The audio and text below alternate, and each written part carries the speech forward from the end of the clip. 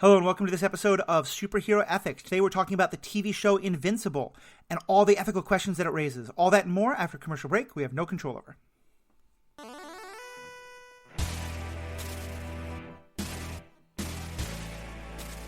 Welcome back. I'm Matthew, your host. I have to say, this was not a show that I was thinking about watching much of until the folks at the Animation Deliberation Podcast, who I've been doing a lot of work with over on the Star Wars podcast about the Bad Batch, they've been talking nonstop about this TV show Invincible and how good it was and all the interesting stuff it raised. So I decided to start watching it, got instantly hooked, and immediately it was like, okay, folks, you got me into the show. Now it means you have to podcast with me about it. So I'm really glad I have here as a guest Zuhair Ali, who's been one of the co-hosts of that show and have a lot of great things to say about it. Zuhair, how are you doing today? Doing pretty well. Now that I've had some time for this wild show to finally settle in, I'm excited to talk about it again. For sure. You know, it's interesting. I will watch a lot of things if it raises some good questions. Mm-hmm. And I think one of the reasons why I liked it is I kept hearing everyone talk about how much they liked it, but I heard very few spoilers about it. So I was able to kind of just jump right in. And I'll say, for our listeners at home, I think this has become a very popular show. Some of you may not have seen it.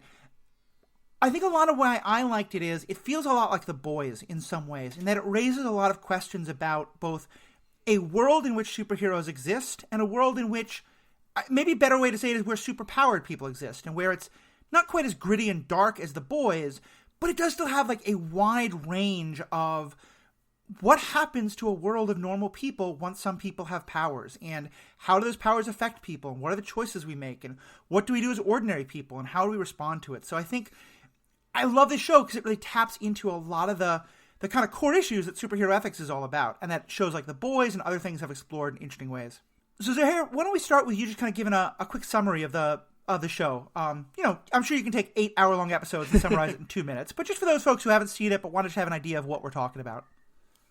Yeah, so the show came out on Amazon Prime, and when we started Animation Deliberation, it was more of Jay Scotty just telling me, hey, we should watch the show, people might be interested in it, it's animated, etc., etc. So I was like, I went in knowing absolutely nothing about it. Maybe I watched the trailer once and was like, okay, It's got a cool voice cast, whatever. But the setting of the show is that we have this Justice League type team, which is like the best of the best, the protectors of the globe, which the globe happens to only be United States for the most part. Yes. They're called the Guardians of the Globe, but it seems run by America. Yeah, as most things are. And then you do have people with superpowers, but it's not a world where like superpowered people have taken over, like in like My Hero Academia would have. There are it's still like a majority of the population is still regular human beings, and there's few enhanced people. And they do hit a lot of aliens. There's a lot of science-related villains and heroes. So it is pretty standard in regards to like what you expect of a superhero show and the setting that it provides. Yeah, I'd say so. And I think within that story, it does some really interesting things of, you know, we start with the first episode especially is really kind of a head fake, because you start with just this episode about, you know, you have kind of a very strong woman named Warrior Woman, and, you know, you have a speedster who's very much, I think it's called Red Rush, is very much kind of a Flash type. And then you have the sort of like Superman type character named Omni-Man, who's an alien, et cetera, et cetera. And, you know, so at first it seems like the show is going to be, okay, a pretty standard Justice League kind of thing. Until, major spoilers for the show throughout this episode, until the end of that first season, in the end of the first episode, when Omni-Man just utterly, brutally slaughters the rest of the Guardians of the Galaxy. Oh, God. The Guardians of the Globe, sorry. And so I think the way the plot unfolds is, we have a couple unfolding storylines. One is people are trying to figure out who killed the Guardians of the Globe and slowly discovering that it was Omni-Man. Omni-Man has a son who is, I think, really the main character of the show, and he is the superhero who becomes named Invincible. Yeah. And who, over the course of the show, we get what seems like this nice kind of father-son dynamic with the two of them, of him learning to be a superhero. Except, of course, we know that Omni is this, you know, murdering person, and we don't know why, until by the end we realize it's because Omni-Man is from this other planet, and he's kind of been assigned, basically that other planet, Villamite, is trying to grow this galactic empire, and he's there to kind of help soften up or prepare Earth for that, takeover, invasion, etc. And he wants our hero, Invincible, to learn that the humans are all just kind of puny and pets and insignificant, and that he should be part of the great Villamite Empire. And, of course, our hero rejects his father, and that's kind of the big final confrontation. Man, I'm just cringing thinking about all those scenes again. Oh, yeah. I mean, they're intense. We're going to get into that intensity. And then kind of the two other, I think, main plots that happen at the same time is we're introduced to this group of people that is like basically an American agency designed to like handle this, headed up by a guy named Cecil. And it's an interesting question throughout about whether are they S.H.I.E.L.D.? Are they more like, Amanda Waller and that organization in D.C.? Like, are they good guys or are they bad? It's kind of unclear, but that's sort of a running part of the story. As is the formation of a new group of people, the Guardians of the Galaxy, who all have their own kind of issues and things like that. And as well as, and honestly this is part of why I love it, all this is happening while Mark, the character who's Invincible, who's a 17-year-old boy, is going to high school. And so it has that kind of stuff, the Peter Parker kind of thing that a lot of people love, or the Arrowverse of he's still a 17-year-old kid going through high school romance and dating and trying to figure all this stuff out. And so it's a nice kind of way of sort of taking a number of things from our own world and putting them all through this superhero lens. I mean, yeah, I think that just about nails it. Like, there's the show definitely likes to take cliches of things that we've already seen, and as the show starts up, like with its initial action sequences, despite like how graphic it was just kind of, it had a predictability factor, just based off of like all the tropes and like what we expect out of superhero shows. And I think that's what helped me get attached to the characters as quick as I did. Yeah. Because if we didn't have this Guardians of the Globe, which is the Justice League-like episode, Justice League-like team, excuse me, that directly mimics Wonder Woman, Batman, The Flash, Aquaman, which happened to be a fish and actually really cracked me up. But if it wasn't for the fact that they did take something stereotypical and make it into their own thing, I don't think I would have gotten attached to those characters as quick as I did when they met their demise. Yeah, I think that's a really good way of putting it. And I think, especially for the kind of the ethical questions it raises, it's very helpful because I don't love tropes necessarily, and it's nice. You don't want to see things that feel lazy. And so I often like when things have a really original take. Here, I think, though, they did the originality in a different way, where it was to say, we're going to take a very common trope that you know and understand. And so, like you said, like we'll give you signposts so that we don't need a backstory episode about this fish person. You know who they are. You know who the Wonder Woman character is. But then we're going to take all those tropes and kind of just, shake the machine up a little bit and say, what happens to all those tropes if we now put it through this very different lens where Superman is evil and where it's not quite, or not even evil, but is like, has a very different agenda, and where it's not the boys' level of cynicism, but there's certainly a much higher level of cynicism and jadedness about all this. And I think, to me, that's what I really love, is it's a chance to say, let's take the world you're so used to and then just shift it a lot. Yeah.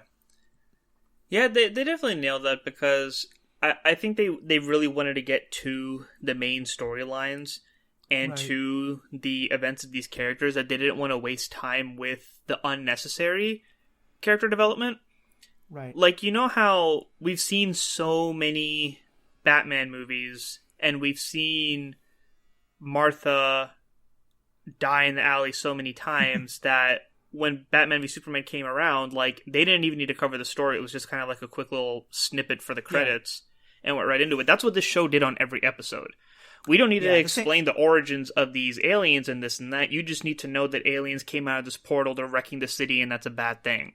And we're going to go focus on the development of Invincible and Omni-Man, because that's what you're here for. You know that all the stuff isn't relevant in the long run of things. You just need to know that this is a threat. We're just going to put our resources and our brain power towards what's going to get this to stand out from everything else, which is a very difficult thing for anything superhero related to do outside of DC or Marvel, because the market's just so flooded with the characters that we've had for so long. Yeah, I think it's a very good point. I think it's, on the one hand, it's very easy that, like, you don't want this, but I have, any character with super speed is going to immediately be like, oh, is that the Flash? And how does that compare?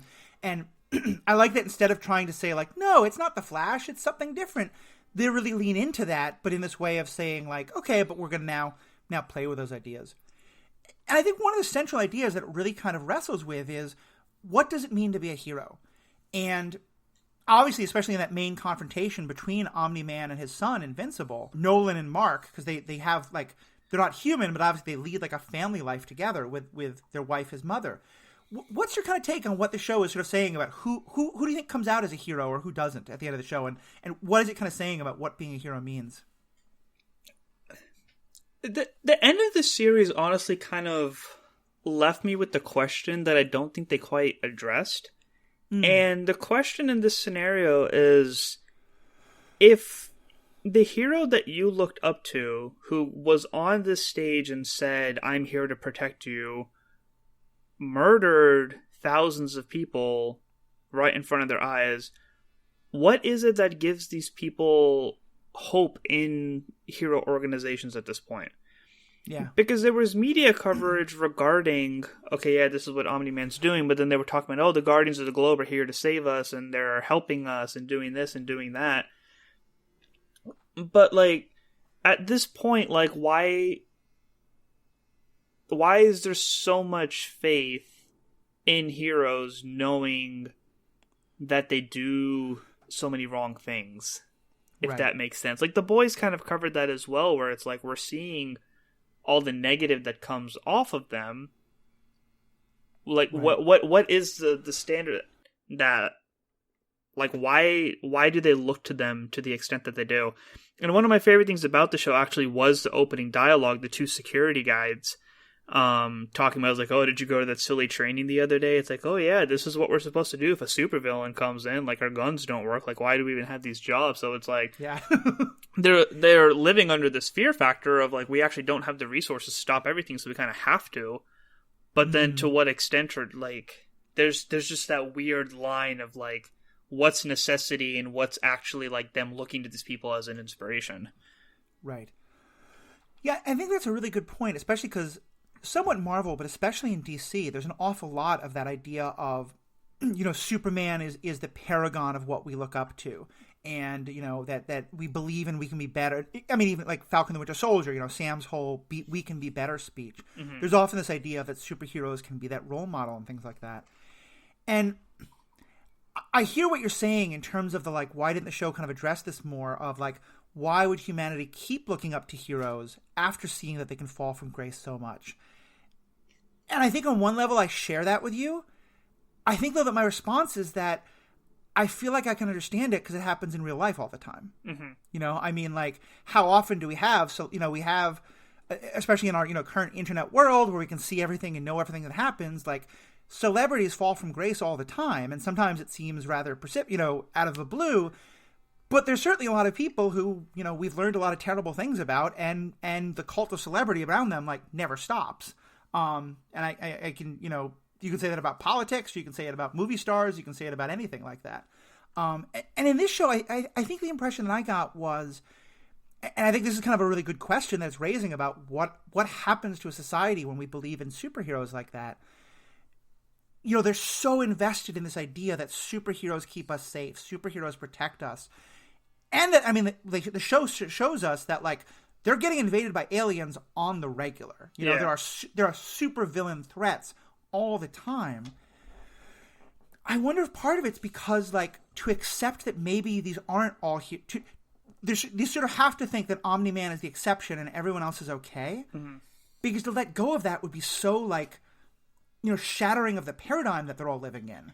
And the more I think about it, the more I really want them to explore that in season 2. Because you're right, like, what happens when everything is based on this idea that Omni-Man is the one to keep us safe?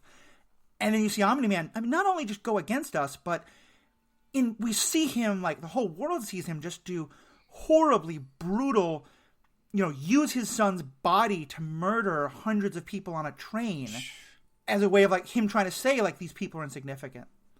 So does that kind of make sense? That idea of, like, that for some people, that in that world maybe the paradigm is so strong that they just can't let go of it?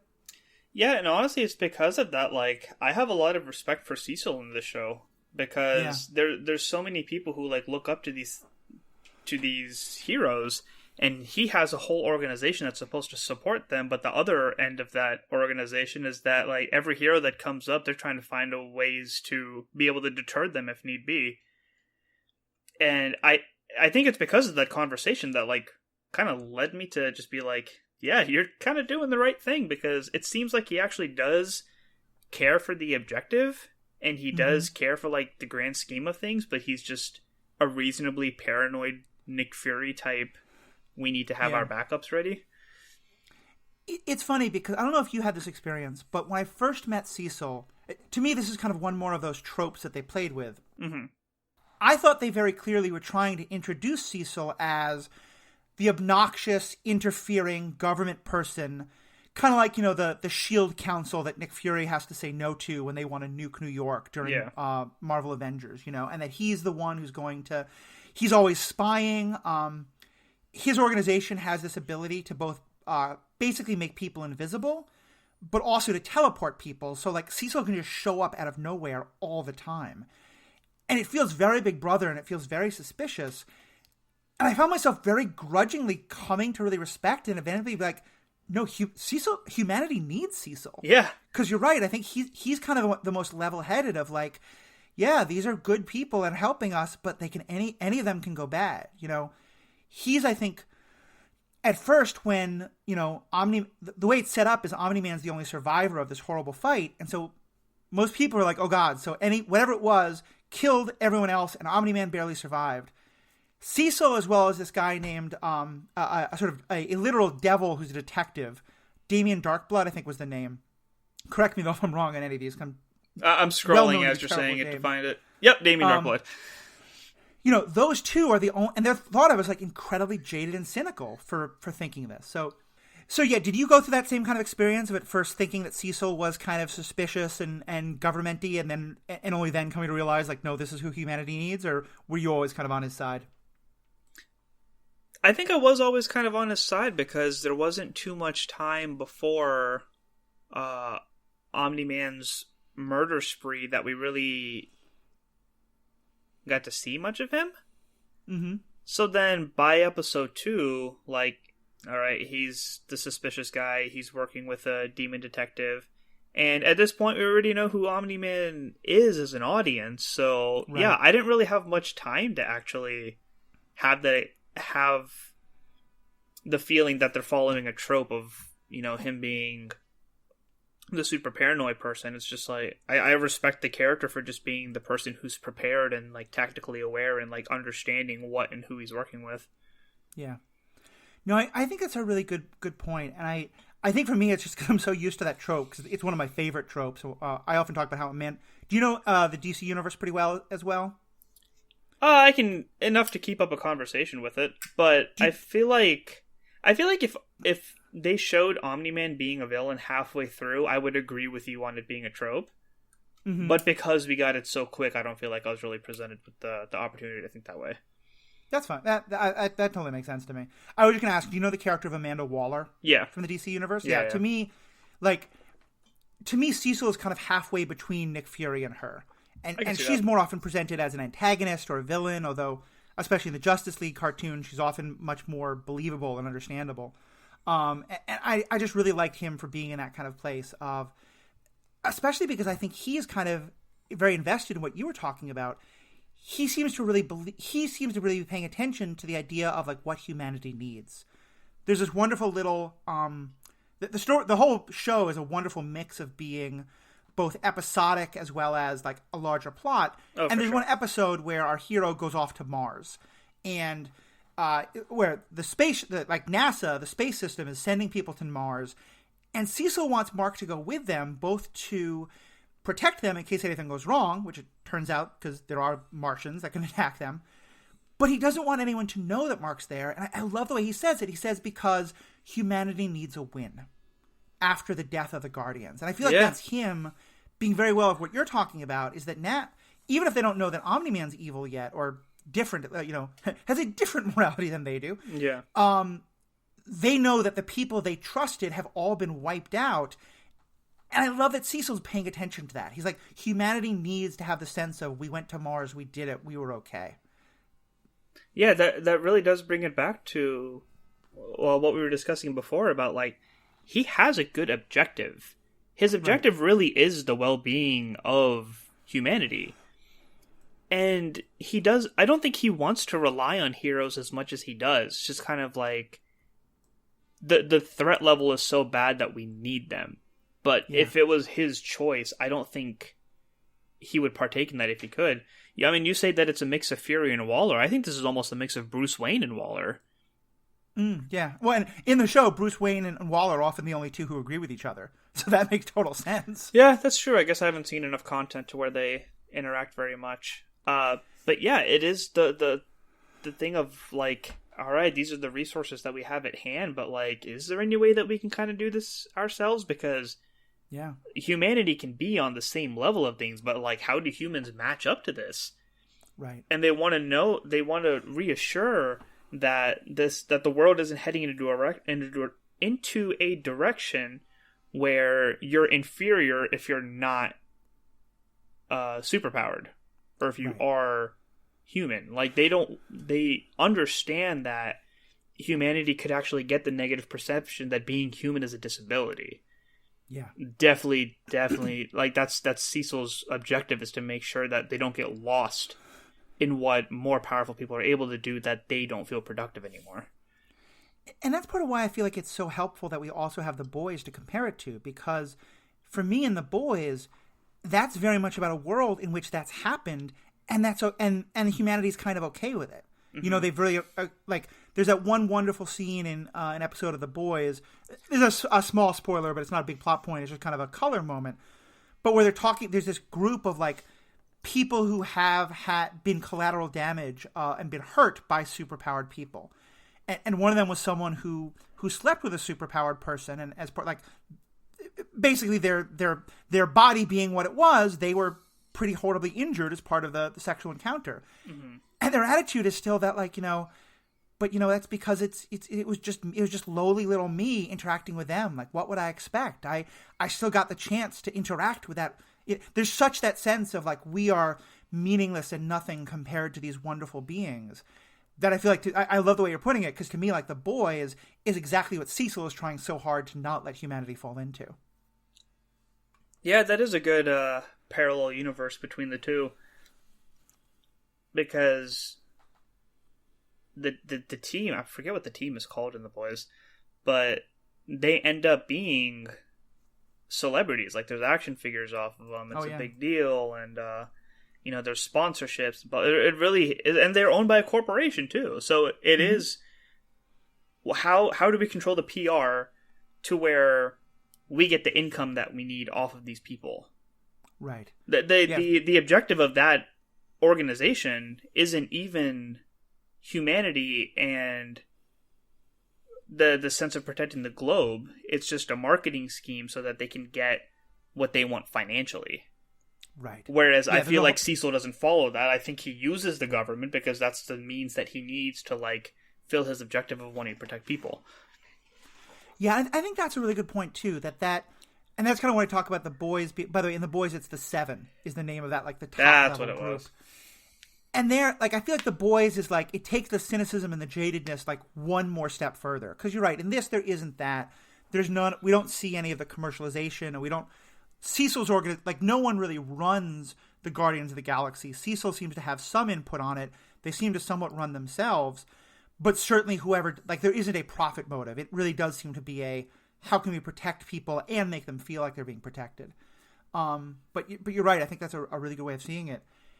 And for me, that's a really great segue to talk about, like, some of the particular characters, especially Omni-Man, because I'm curious what your take on kind of Omni-Man's perspective is of is he just a straight up evil villain? Does he have, like, a perspective we can understand or anything? Because he seems to be the flip side of this, in that he very much believes, like, humanity is subservient and lesser than, and like, that sounds horrible to say, but I think you can kind of see it as the way, like, a lot of humans see animals, like, that they are.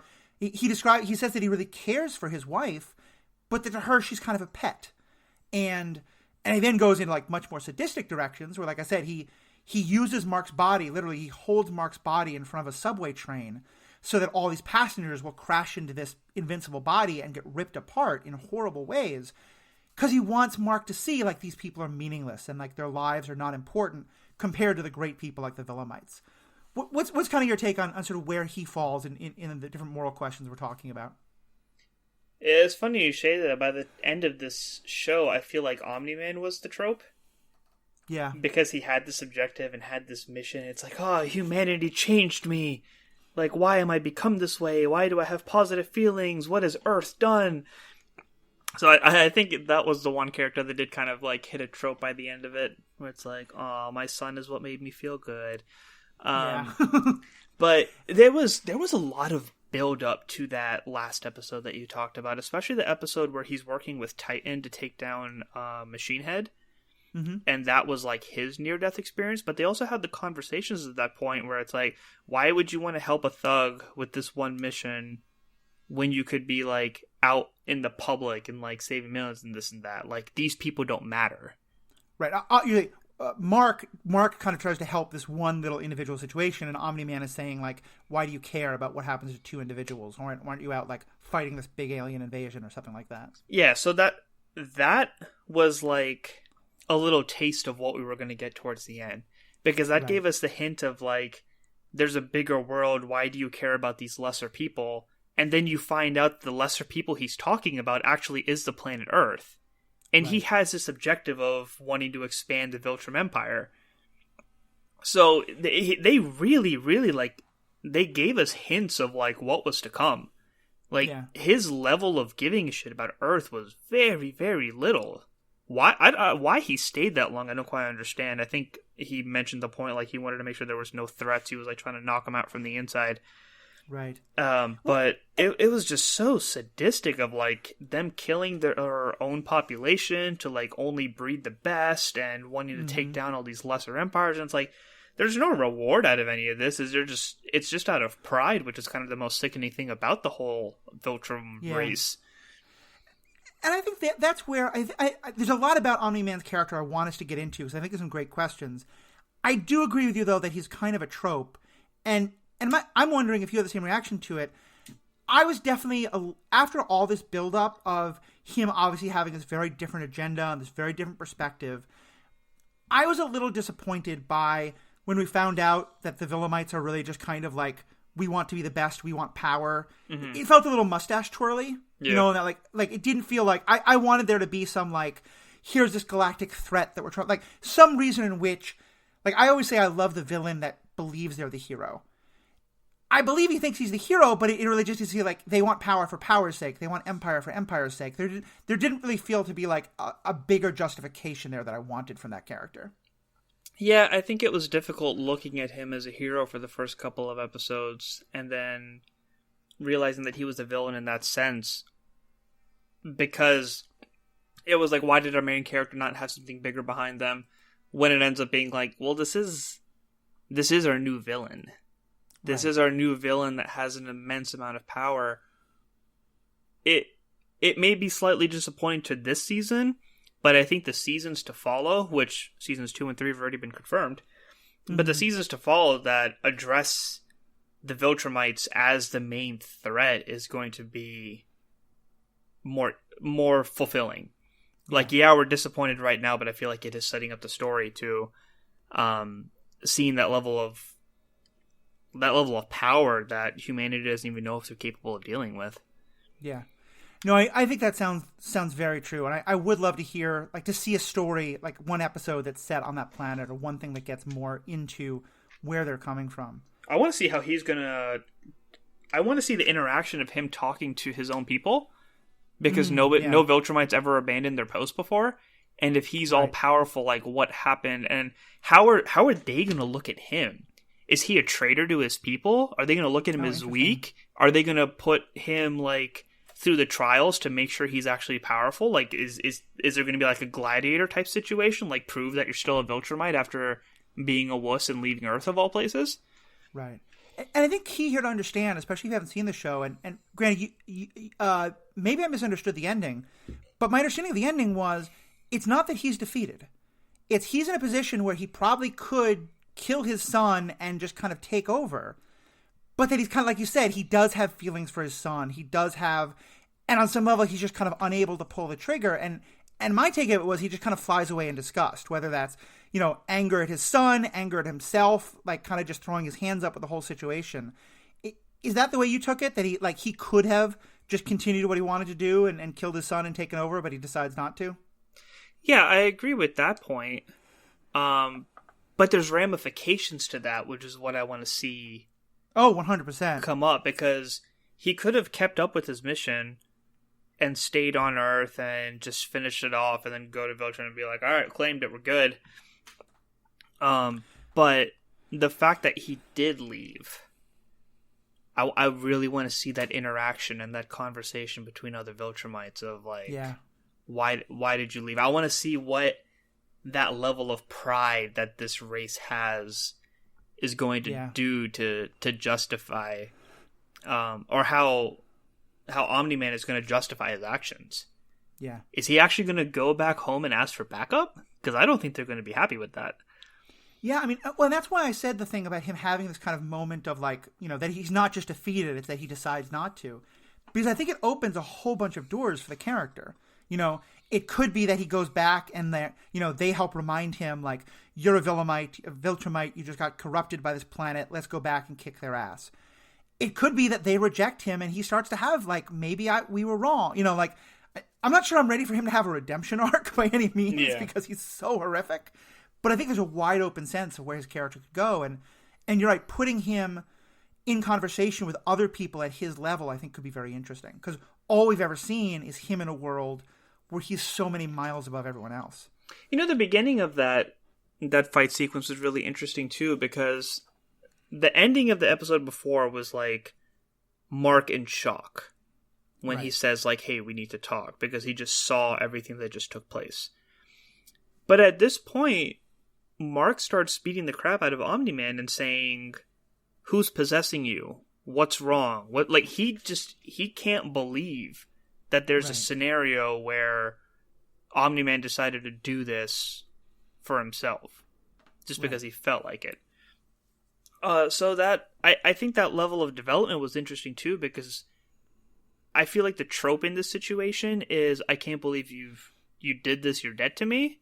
Mm-hmm. When in this conversation it was like, no, I need to protect my dad. Yeah. Throughout that whole fight, I felt like he was holding back, because we did have scenarios where he just got so mad that, it was almost like a Dragon Ball Z stereotype. He powered up and just kind of like took care of business. Mm-hmm. But in this situation, like, we really got to see Mark's humanity and how much of a human influence Nolan actually has been to him this whole time. Right. Because it wasn't that he was a strict dad, or like, he was cocky in the training, like he never let Mark have one up on him, but he actually has been an influence to Mark over the 13 years to where he just couldn't believe it. I feel like he was holding back on his fight. I feel like there was emotional trauma of like, no, I just can't believe this is it. And then towards the ending too, when he's getting pounded into the mountain, he actually says like, even if I lived 1,000 years, like, you would be here. Yeah. That level of love and admiration is just like, he wouldn't have had that if Nolan wasn't good enough of a father to feed that to his child either. Right. And it makes me wonder, actually, if maybe that is a little bit of a microcosm of the question you were asking at the beginning. In that I wonder if maybe we're going to see in the next season, as the world comes to terms with this understanding, maybe a lot of them are like, no, we still believe Omni-Man's good. He must have just been possessed. He must, red kryptonite or whatever the heck it was, that I think could be a really interesting way of playing it out, of that one lower level of cognitive dissonance of just, I cannot accept that Omni-Man, he basically gaslit the whole planet, including his family, for 17 years, or however many years it was, many more years than that. And so I could see that being one more reaction of people being like, no, that wasn't the real Omni-Man. That was an evil clone, or that was, whatever the explanation could be. I wonder how much of Omni-Man was actually seen to the public too. Mm-hmm. Because the initial confrontation was just Cecil's cameras, and then everything in Chicago happened so quick. Like, do you think anybody saw it was like strictly Omni-Man? Yeah. And then everything else seemed to be like on the end of a mountain and whatnot. So, like, I mean, that might be another really great set of character developments for Cecil as well, because you want to talk about one more government trope. I feel like a trope that you often get is, the secret of government is lying to the people and not telling them the truth. But Agents of S.H.I.E.L.D., I think, kind of established, and so have some other things, and Cecil may well be going in this direction, that idea of maybe sometimes, like, telling the people, letting the people see the truth is, I mean, I hate even saying that idea, because I feel like the truth is always going to be the best thing.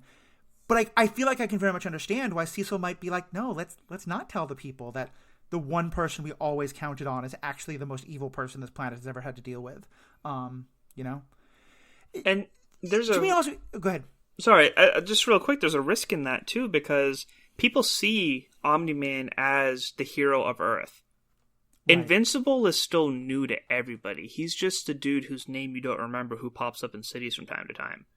So if Omni-Man's the one that's not there, Invincible his, who is going to think that, like, Invincible was the reason that, or that Invincible wasn't the reason that Omni-Man left, or that the potential of perceiving him as the villain. So there's a huge risk factor of portraying that information, because you don't know how your current hero is going to be portrayed at that point, and if you're going to have the trust of the people, which I believe they're heavily struggling with. Yeah. So there's one other thing about Omni-Man I want to ask you about, and then we can kind of move on to some other characters. And here I'm going to kind of go in a different direction to start. But in Falcon and the Winter Soldier, there's a small spoiler for this, but if you're anywhere on the internet, you've probably seen this one moment because it's been memed to death, although it's a great moment. But if you want to skip ahead for no spoilers for Falcon and the Winter Soldier, go ahead, skip ahead like probably 2 or 3 minutes. There's a moment in that show where Zemo is explaining why he doesn't like super soldiers and why he thinks super soldiers are bad. And he basically says, like, because he thinks that on some level, once you become a super soldier, you're going to become a supremacist. That to be that far advanced above humanity, there's no way to not think that you're better than, that you're more advanced, that humanity is lesser because of it. And he does acknowledge that Steve Rogers could be the exception, but he also seems to think Steve Rogers and maybe Bucky Barnes at the end is an exception, but he still seems to have that's the core idea. I felt like, and I wonder if you felt the same, like if Zemo watched this story, Zemo would point to Omni-Man and go, that's what I mean. That Omni-Man's idea of, because he has so much more power than these people, he doesn't see them as morally relevant. He sees them as pets or as things that you can slaughter 1,000 of them in order to teach your son a lesson. Do you think that's part of what's happening there with Omni-Man? That he's trying to teach Mark that, of like, we are superior in the exact kind of way that Zemo was talking about? I did not realize how much Zemo and Luthor had in common until you said that. Yeah, Lex Luthor, you mean? Yeah, Lex Luthor looking at Superman is a very similar perspective of how Zemo looks at Captain America and super soldiers as a whole. And great point.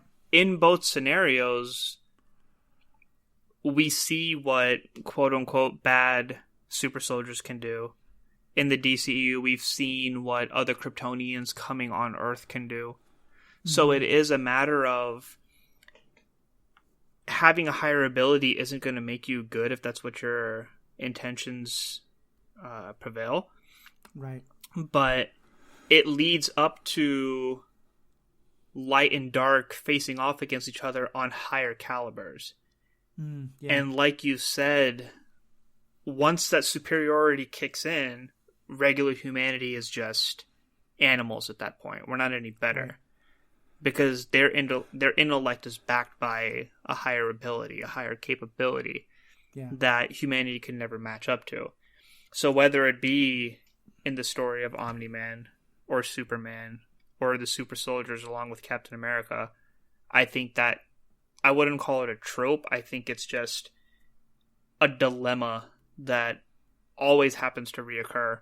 You have it with the X-Men versus the Brotherhood too. Like, they had no control over their heightened abilities, but the way that they portrayed themselves and the way that they dealt with scenarios was something that repeatedly we see. It's like confrontation is always going to be there. Conflict is always going to be there. Iron Man coming up with his suit invited other people to do the same thing for the opposite reasons. Right. I love the X-Men connection you make there, especially because you're right. Magneto and Professor X disagree on how to treat humanity, but they're both pretty confident that like they are a higher race of beings, you know, sure. and that for Magneto, it's the humans aren't significant, and also they're going to kill us, so we have to kill them first. For Professor X, it's more of a kind of condescending, like, oh, aren't the humans so cute? Let's just, you know, help keep them in line by acting nice to them. But yeah, they both have, I think, what Zemo would look at as supremacy. You know, I love that, and as well as the Luthor connection as well. So I think it's all the more reason why I'm really curious to see where it goes in season 2, because I think I don't know why I keep calling him Will. Mark so thoroughly rejects his father's perspective on that. But I think one of the things that we did see during the season is that he was as he was experiencing all his new troubles, all his new powers, he was sometimes having trouble, like, remembering the needs of the people around him, you know, especially Amber, the girl he's dating for a while, and things like that. So and he does have so much love and respect for his father. I think he's horrified by the things his father did, but I do wonder if maybe a little bit of that supremacy is going to seep into him. And or the show will be, not that he'll, like, accept it, but the show will maybe be about him, like, making sure he doesn't accept it, like, because it's a temptation. Man, answering that question is just such a roller coaster right now, because he goes from being a regular high school kid to finding out that he has powers, to saving people, but then getting his butt kicked in training all the time. Then he has a couple near-death experiences, so he tries to humble out and, you know, take his training more seriously and saving people more seriously. But then finds out that his dad is trying to kill everybody he's ever known and loved, so it's like... It's hard to gauge, like, how much this kid has experienced in, what, maybe a span of 6 months max? Mm-hmm. If that? Yeah, I mean, we just have no idea. And I think there's going to be so much more to explore. We could spend a long time talking about that father-son there, but I wanted to touch on a couple of more questions while I have you here. Adam Eve, I think, is also another really interesting character. I love her so much. She is the person who originally, she goes to high school with Mark, and she's part of the sort of teen team. I forget what their exact name is. That's it, teen team. Teen team, okay. And I think she is almost the one who's on a comparable power level. Not quite the same, but seems very, very, very powerful. She winds up having like some interpersonal drama with other people on the team. The person she thinks is the person who is her boyfriend is cheating with her on another person in the team, and she leaves the team. What I love though is I feel like she addresses what is often a question people raise as a critique of superhero stories, which is, you know, the kind of old thing about like, well, Bruce Wayne, like if he cares about crime, he could do a lot more by building like drug rehabilitation and like social centers rather than just punching criminals. Mm-hmm. Eve realizes like, wait, I've got this power to like shape reality around me. Maybe I should just go like, you know, help farmers and go like, she decides to go use her powers for non-combat ways. I loved that. I thought that was such a great, like, taking of that critique that often gets put against superhero stories and really embracing it and diving into it. Yeah, I talked about that at Animation Deliberation a lot, too. It was just amazing how not only did they come up with the solution for her when she was having this conflict, but, like, they actually displayed it, too. Right. So she went up into the mountains and built her own little treehouse, which looks amazing. I'm super jealous of it. Yeah. And then they spent a decent amount of time, like, showing her, like, helping farmers and just working with the everyday people. Like, she's such an open-minded, realistic character. It's amazing because she could have dealt with that breakup 1,000,001 ways. Yeah. And she made the responsible choice of, this isn't the team for me anymore because this is how they treat me. I'm going to go do my own path now. And my path doesn't involve needing to fight anybody because I'm capable of so much more. Yeah. And then she also has the pressure of her parents, too, because they didn't want her to be a hero to begin with. They didn't like that she had superpowers. They just wanted her to be, like, cozy at home. And they were, like, despite knowing how passionate she is about being a hero, like, they were super condescending when she was trying to come home to say, hey, like, this happened. I'm not on the team anymore. It's like, yay, you have all these negative influences out of your life. And for her to actually be able to stand up and be like, fine, I'll just take care of this on my own. I don't need my team. I don't need this douchebag of a boyfriend. I don't need my family. Like, I'm in charge of my own I'm responsible for my own development. I'm responsible for me reaching my goals and helping these people in the best way possible. And to be able to explore that over 8 episodes and see that level of development in such a short amount of time was really incredible to watch. Yeah. It's funny, I hadn't even put this together until you started talking about it. Going back to the question we've been talking about like how does having that much power affect you? That story of like, I'm going to go out and use my power to help these people, I mean, that can become also very patronizing. It can become like, a very white savior complex of like, I have this power, I'm going to go help the little people. It's not that in the slightest. There's a real humbleness to Adam Eve, I think, that we never see certainly not from Omni-Man, and Mark is kind of wrestling with it, that I really love. The other thing that I'll say that I so love about what they did with her character, because it's subverting a trope. I am on record that love triangles are the single trope that I like despise most. I have been waiting for you to bring this up. I know. And like, there is a moment where like, Mark and Amber are together.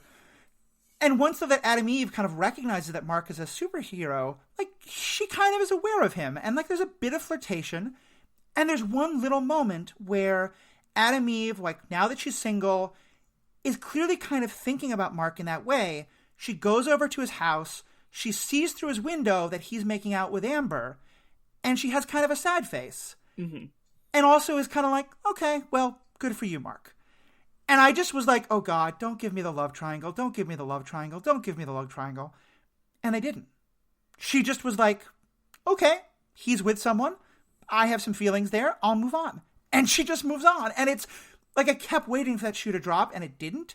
Yeah. And I feel like that was, I think like they very intentionally made you think they were going that way and didn't. And I loved that. I was very happy with how they went about that, because I think that's the unusual character detail, is how respectful she was of it. Yeah. Because she also has the empathy of what it's like to be a hero and the importance of keeping the secret identity. I thought the Amber Mark relationship was so unnecessary. I hated every bit of it. I was so happy when it finally ended. I'll go into that later, but in regards to Adam Eve, the fact that she was, because of her level of empathy for the situation that Mark was in, she was able to comfort Amber when she was thinking that he wasn't interested or wasn't making time for her, this and that. Like, she didn't have to do that. She could have easily sabotaged the situation so that they could have been together. Right. And she was just super helpful and supportive, because that's her character trait, is to take care of other people's well-being before her own. Mm-hmm. But also she's aware that like she's responsible for her own happiness at that point as well. So she's, it's almost like the I don't need no man type of thing. Yeah, no, it is. And she's just kind of like, you know what, I would like to be with him, I would like to share this experience, but if I gotta do it by myself, that's perfectly fine. So she's comfortable with her enough with herself to just be like, I can take care of this person's happiness because that's actually important to me, and I don't need it to be with me to be able to, I'm this is sufficient. And even when they broke up, like, she was just supportive right off the bat, like, oh, I'm helping you this time. And she didn't move in at that point. She didn't try to, like, support the breakup or this and that. Like, she's what everybody wants in a good friend, to be honest. Yeah. And, I mean, TV, again, I know these stories are often based on the comic book, so I'm going to say, like, TV being what it is, but also maybe these stories are established from the comics, too. Storytelling being what it is, I think it's quite likely that at some later point in the future, Mark and Adam Eve will get together. Or at least that like, her moment of interest as well, because you got a sense that Mark kind of was crushing on her at one point as well. Not in like, I know her well, but just like the beautiful girl in high school. So I think there's certainly a strong potential for them there. I don't really think we need a romance. I didn't love the Amber romance either, and we'll talk about that in a minute. So I'm not hoping for that. But I would say if it has to happen, for it to be I was interested in you for a moment, but you were with someone. I put those feelings away. Now, 6 months after your breakup, let's maybe like check back in and see if we're interested in each other still. To me, that's a much healthier and like just a nice way of breaking that trope and showing it in a different way. Yeah, and I'm hoping there isn't a future triangle with Rexplode, Adam Eve, and Mark. Because it seemed like they were kind of like handsy with each other when they like met up on certain occasions. Like, they're really, really comfortable with each other. So I'm hoping like something doesn't evolve to where it's like the opposite of Mark being interested but them being together, because that kind of happened at the beginning. But Rexplode also doesn't really seem to be able to process emotion very well, because it's just very dynamic and out there. I mean, when he cheated on Adam Eve, he had that very like, oh, it doesn't really matter. It was a very like not taking no empathy as well. Yeah, so I don't know. He seems to be very territorial, and I'm hoping that that doesn't cause like future issues within the romance department. Because, like I said, we don't need the romance. If it happens, I hope it's not forced, but we really don't need it.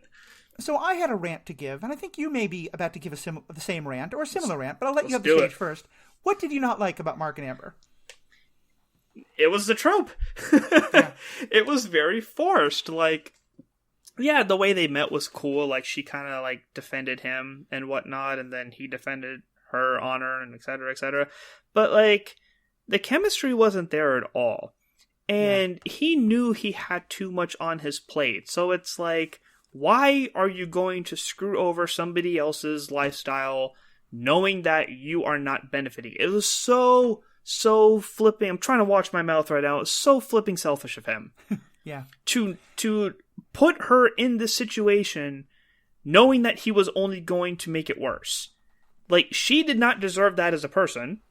Yeah. And he was an asshole for being in a relationship just because he's a high school kid that like needs a girlfriend or whatever because it looks cool or because it makes him feel good. Or and especially like knowing her character of like wanting to help other people and being a hero in her own light and being somebody who can actually take care of herself, to be put in that situation was just like, it was just sick in my opinion. Yeah. I very much agree with you. I'm glad we're kind of on the same page there. I think especially because it really plays into, and I'll say the show subverted this a little bit, but I still didn't like it. One of the most basic tropes is that our hero has to have a secret identity, that they have a romantic partner. Sometimes it's a family member, like a mom or an aunt, but most often it's a romantic partner who can't know that you're a superhero, but keeps being suspicious about, like, why are you staying out all night? Why do you have these bruises? Whatever it is. Mm-hmm. And so you have to just straight up gaslight them. You have to constantly be lying to them and making them like question their own perceptions of it all. And that is such a trope. I mean, this goes back to like Clark and Lois, to what happens in the Flash TV show quite a lot, to a lot of things. And sometimes it's handled well. Sometimes it's handled very like, oh, that poor silly person. Why don't they just trust their person? When it's like, of course, why would they? And I do at least like that Amber, like, we realized that she knew who he was all along. She was just mad that he kept lying to her. Oh, I love that. I love that, because that at least is like, it's less of the gaslighty thing. But especially because what it avoids then is the moment where the character says, oh, I'm sorry I lied to you. It's because I'm this hero. And the person says, oh, okay, that justifies everything. I still love you. Let's kiss and fade off into the sunset. And here's an interesting connection I hadn't thought of before. Like, to me, I don't like that story, and I don't think the story needs it. I don't know if this is intentional, but the one way I can find it justified is if part of what, like, to me, there's an interesting comparison between Mark and Amber and his father, Nolan, and, Nolan's wife, Mark's mother, whose name I keep not saying because I can't remember. Debbie, thank you. Just not at all in, like, the horrible ways Omni-Man treats her, but, like, I feel like part of what happens with Mark is he gets all his powers, and now he's just like, oh, I can do anything. I can make this happen. And he keeps making these promises to Amber that he can never keep. Mm-hmm. But you're right. He's being selfish. He's not thinking about her needs. And I feel like I don't think Mark, before he got superpowers, would have done those things. I mean, he's a 17-year-old boy, and 17-year-old boys in relationships are generally pretty dumb. Present company of myself very much included. So maybe he would have. But I feel like there was a little bit of a, like, he's going just a tiny bit in the direction his father is, of like, he's not seeing this person with all the respect she deserves. He's like, well, I have all these powers. I can do everything. I can be a boyfriend and save the world. I can make it work. Yeah, it definitely seemed like he was part of the nerd crew in high school before his powers, which, yeah, that's me too. So I think the overall notion of him having a girlfriend was what was shocking. Yeah. Of like, oh my god, I actually got the girl, someone's interested in me, blah, blah, blah. And yes, the powers led to an overconfidence in that scenario. But again, it was all for selfish reasons. He had to be the high school kid that had a girlfriend, otherwise he'd be the loser for however long. Yeah. Exactly. So everything about that was selfish. But I loved the breakup scene so much because it was, as you said, it wasn't, oh, because I have powers, like, take me back, blah, blah, blah. She's like, oh, no, I was aware you're just an asshole, though, and I'm not here to date an asshole, so you know where the door is, bye. And, of course, people who've watched the end of the show are probably yelling at us because then we do get some level of that moment where Amber sees just all the terrible things he goes through in fighting his dad, and she does have that moment of like, oh, God, I was so worried about you, I'm so sorry, and it does seem like all is forgiven and they're back together now. So yeah, that also did kind of undercut that for me, but I'm at least hopeful for where it's going to go in the second season. Like, maybe there's this understanding that like he's learned a lesson. I feel like Amber is way too generous to him with that, but honestly, she was the whole season. Like, one of the reasons I often don't like the sort of like geek boy gets hot girl romance, because it's just like, you know, hot girls can be geeks too. Geek boys can be hot and be like, I mean, there's just so many different gender stereotypes invested in all that. Mm-hmm. But often, like, part of the story is that no matter how many times the geek boy screws it up, the beautiful woman will always sort of forgive him. Yeah. And that happened again. And he, Portis had powers. He was just an awful potential boyfriend. And Amber just kept forgiving him again and again and again. I get awkwardness is cute for sure. And it's a fun thing to play with, but yeah, I really didn't like that at the ending because I had loved it so much, like you, when they broke up. So we'll see. It may just be kind of the one sour note, and you know, it's with shows like this, people want a romance. You know, it's hard often to like get it into a comic book or something without a romance. But you know, we'll see where that goes because it's I loved a lot of parts of it, but overall I hated it. The next 2 seasons can honestly not have her at all, and I would have been perfectly fine with that. Yeah, or have her, but like, you know, off screen, she realized he's still a bit of a jerk. They broke up, and now she's just a friend to people. You know, I'm fine with that. The last little thing I wanted to comment on, I don't know if there's too much of a discussion about it, but just to kind of like make my comment, I think you see it differently, so I'll be curious to hear your thoughts on. One of the things I think that gets discussed about the show the most is the level of violence, because it certainly had the boys' level of violence. And the animation style is very much not realistic. Like, it's not like you feel like you're very clearly watching an animation, not like something that almost looks a person on screen. But that being said, there's eyeballs popping out. There's like innards being ripped out. Like, it is a very gruesome, gory, violent show. I did not feel like it was necessary. And I'm not like a super moralistic, like people are going to watch this and go like do terrible things. I don't think that like more blood and gore is necessarily good for the world, but I don't think it's like going to harm things necessarily.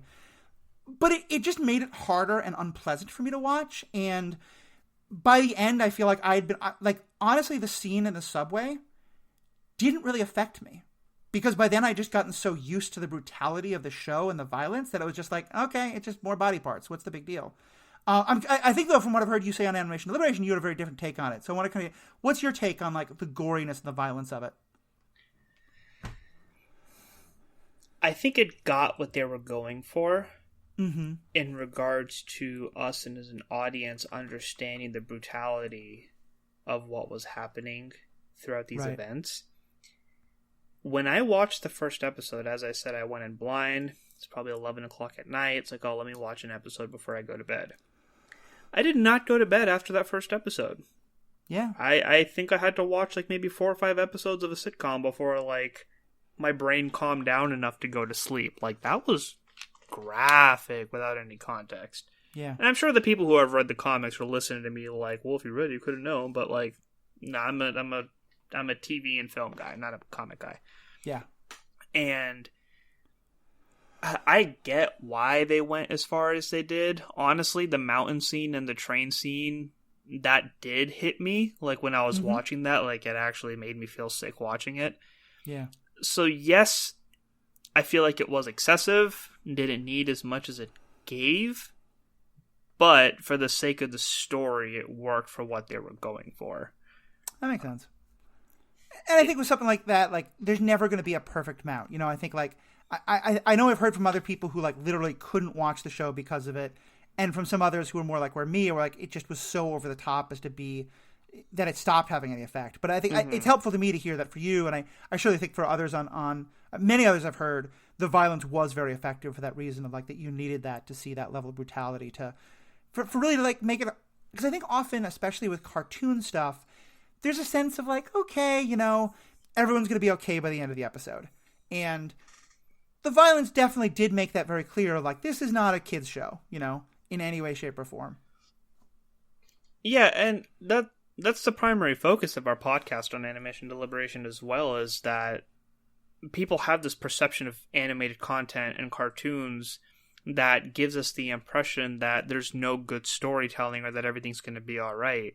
For sure. But when we watch shows like Young Justice and Avatar and quite a few animes out there, like we're doing Demon Slayer and My Hero Academia, we do hit these stories where it's like animated content does not take away from good storytelling. And this show was just a neon sign to prove that. Well, let me ask you this, and maybe this is kind of going to a more of a meta question, but I want to give people kind of a taste of the kind of stuff you get into so often in Animation Deliberation, because it's a great podcast. I feel like this show is a little different, though, than the things you just mentioned, at least the ones that I mentioned. I know, because, like, to me, Avatar: The Last Airbender, Batman the Animated Series, maybe even, like, some of the Star Wars stuff that I love, like Clone Wars and Rebels and now Bad Batch, I feel like those shows are very much family-friendly. They are for all ages. Sure. But they often, like, will surprise you with just how deep the issues they go into are. I think that you're very much, and to me, honestly, like, my friend Paul, who's often a guest on this podcast, he got me into watching Batman the Animated Series and then Avatar: The Last Airbender, and that's honestly what turned me around and made me realize what you're talking about, that animation can absolutely tell very deep, very intense, very character-driven, story-driven, justice-driven, stories. To me, though, this is not a kid's show with good messages. This is very much a, like, I would probably not watch this with my 8-year-old. I don't have an 8-year-old, but, hypothetically. Do you feel like that's true? Like, that this is also showing that you can also have, like, not adults only, like, in a porn way, but, like, you can have TV shows that are for mature audiences that are animated without losing any of that, like, this is a mature topic for mature people. Oh, 100%, because, like, on one end of it, there's...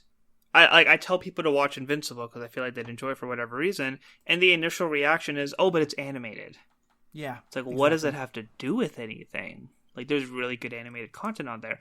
On the flip side of things, I don't know if you've watched, like, the DC animated universe movies that started with Justice League War and just recently ended with Justice League Dark Apocalypse. Mm-hmm. I would not recommend that as a family movie. Yeah. Yes, it has the Justice League members you know and love. That stuff gets really dark. Mm-hmm. In regards to the storyline, especially how graphic the action got towards the end. The newest season of Young Justice is like that as well, because now that it's on DC Universe, they took away, like, the rating, so they could be free with whatever they wanted to do on there, and some of the stuff got very graphic. Yeah, I haven't seen that specific series of movies, but I have seen, and we actually did discussions on this podcast about Red Sun, the movie, and Gotham by Gaslight, which I think also Gotham by Gaslight's a little more of a kids friendly one, but not. I mean, it's about a Jack the Ripper style, prostitutes are being murdered kind of a story. It's not really a hey 8-year-olds come check this out. Yeah. So yeah, I think you're right, and I think it's kind of maybe a great place to wrap this up. Is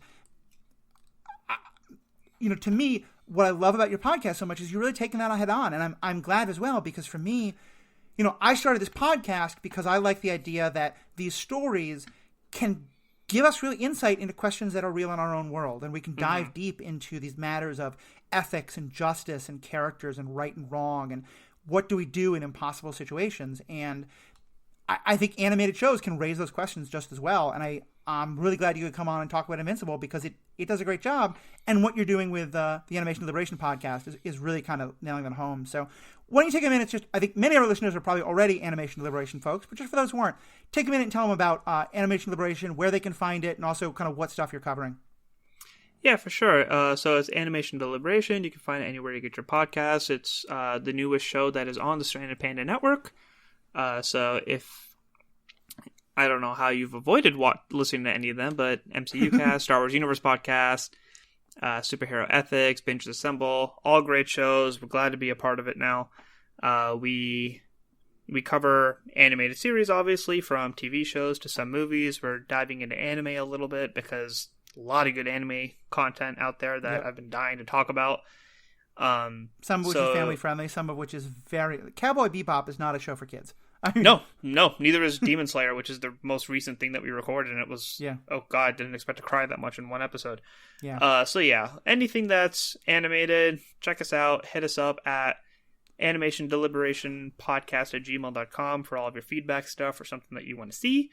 We are talking with Mr. Fox here at the Star Wars Universe Podcast regarding Bad Batch, and we're going to be covering the MODOK series soon.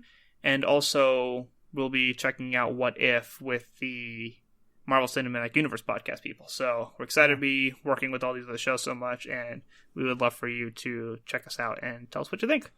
Yeah, and we've just announced actually that Friday mornings are now going to be animation morning, because both MODOK and Star Wars The Bad Batch both get released, Thursday night, Friday morning.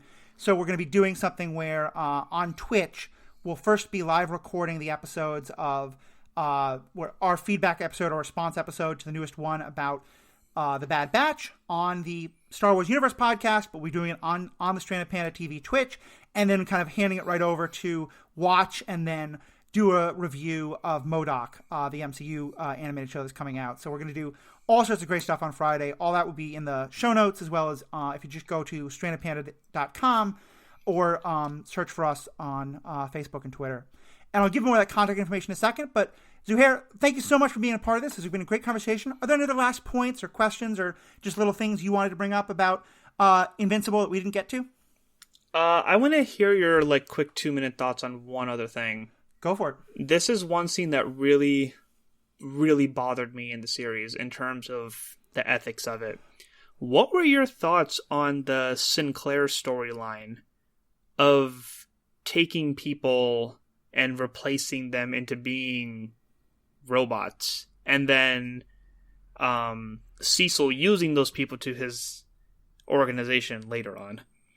Yeah, I think this is a very interesting story. I'm very glad you brought it up. And just you kind of summarized, but for those folks who haven't seen it or don't remember, basically Sinclair is this person they meet on a college campus who is, he has all these crazy... He's very much... Sinclair to me is a Batman villain. 100%. He's got all these crazy ideas about perfecting humanity and making sort of half people, half robots. He's totally... he's killing people. He's ruining their lives. And he gets basically, stopped and captured... in part because of a gay hookup, which is just a fantastic part of the story as well. And I like to see that little bit of queer representation. But yeah, and then later we realize that when Cecil is trying to literally put anything he can against Omni-Man, one of the things he uses is Sinclair and his, robots. And he very clearly does not like Sinclair, but Sinclair is a free person, at least for that moment, wandering around, in the control room helping. To me, it was the perfect illustration of who Cecil is, because to me, Cecil is very much like Nick Fury, is the definition of pragmatism. He is I will do what I have to do in order to get things done. And I admit that as much, I am very much an ethicist, but I think that sometimes there can be something very ethically problematic about holding on to your ideals, even when it's a situation that, to me, it's very clear doesn't. And I may be about to throw down a bombshell that we'll have to debate on another time, but to give you the example, to me, the counterexample to what Cecil does with Sinclair is Captain America in Infinity War, where he stops Vision from killing himself in order to prevent everything from happening by saying we don't trade lives. I think Steve Rogers was wrong in that moment, because he is trading lives. He's just trading the lives of Wakandan soldiers instead of Vision. But I think sometimes, especially if Vision's willing to make, Captain America was willing to leap on a grenade all the time. If Vision's willing to make that sacrifice, I think sometimes you have to say in the pragmatic moment, we can't do the thing that is idealistically perfect. We have to do the least bad of a number of bad options in order to stop something worse. I hate what Sinclair did. I hate the existence of those things. And a part of me just doesn't want anything to do with it. But, if Cecil had said, Sinclair, you need to go out and, torture 5 more people to make 5 more robots, then I'd be totally against it. I think the fact that all the damage has already been done, it's not causing more harm, it's just sort of validating and using the things that Sinclair did, as well as maybe, I don't know if by the end Sinclair goes back to prison. I certainly hope he does, but, I guess to me that's where I feel like, is I feel like it's very pragmatic, it's very dark, it's very like the least bad of a number of other possible options. But if he's looking at the possibility of Omni-Man either enslaving or just destroying the planet, to me that's a moral compromise. I feel like Cecil, like him making is, I think it is actually the more ethical choice. But what do you think? 'Cause I think you may be in a different position.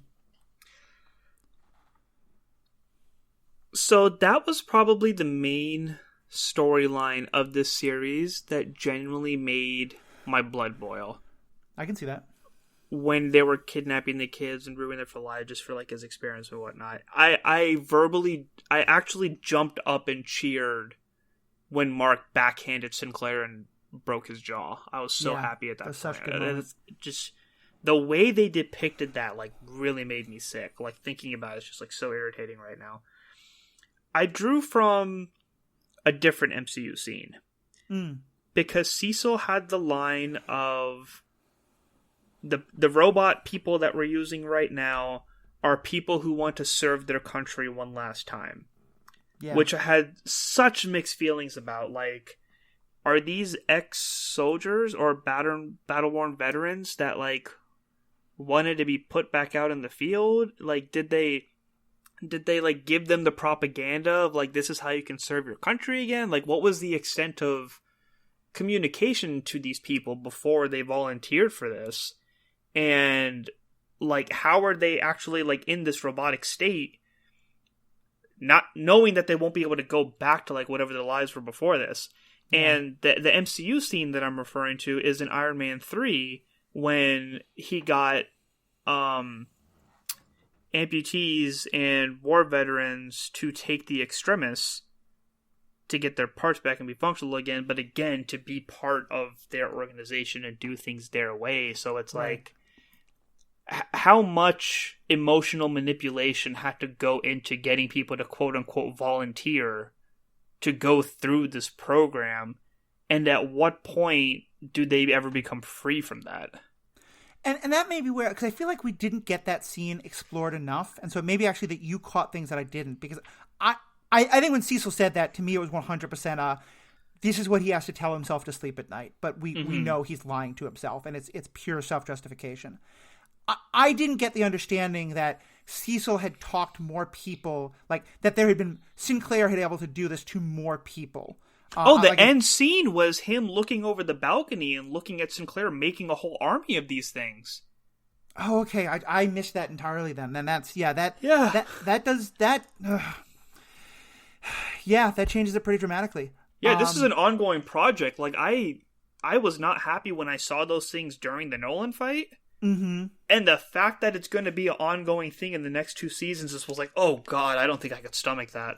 Yeah, and I mean, here I will say, like, for me as an amputee, like, I know how like, especially in moments when I've really been like not in a mentally good place about being an amputee, I would have been very vulnerable to someone telling me like, oh yeah, if you just take this extremis, you do this thing, you'll get to have your leg back, you'll get to have your body back, and you just have to join this organization or whatever. So, yeah, and I apologize here. Like, I saw the show, and for some, like, they do like the kind of montage thing where there's just so much packed into it, and I just somehow that moment just slipped me by.